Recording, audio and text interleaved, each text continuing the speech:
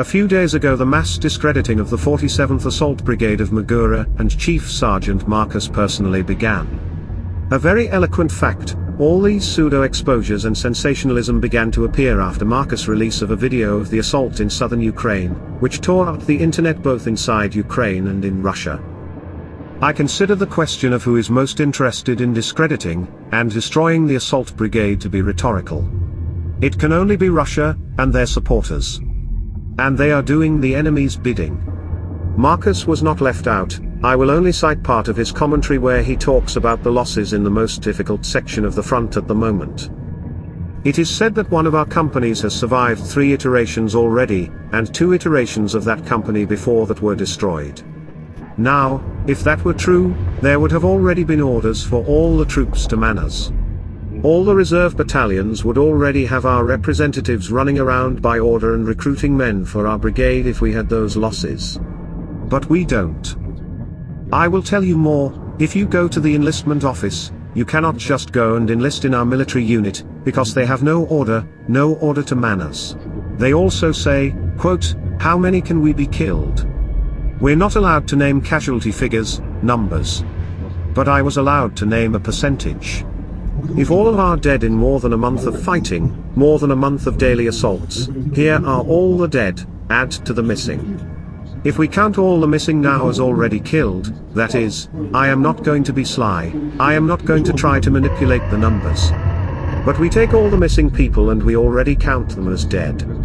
And we add to those who have actually died, whose deaths have already been confirmed during combat operations.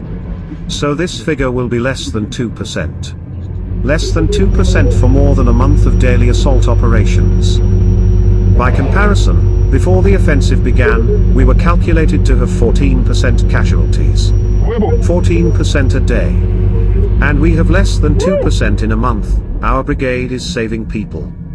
This is a fact confirmed by figures and not just unsubstantiated statements.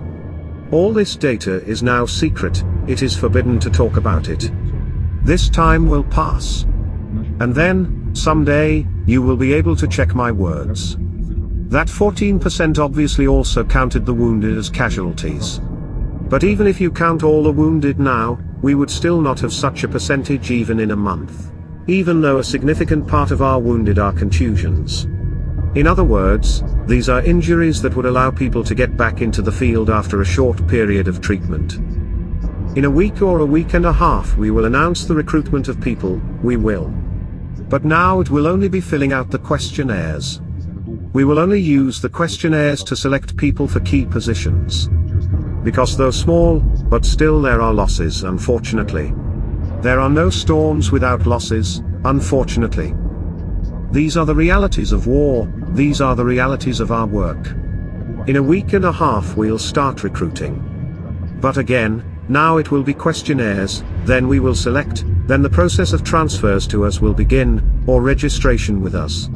We will have to figure out a way to bypass this point with the military enlistment office, so that they will let the order go down after all. But all this just confirms the lies of that video, of what was said in that video. You heard it all from your own lips. And I sincerely wish Markus would not have to explain anything and respond to every such throw-in by propagandists and useful idiots of the Kremlin.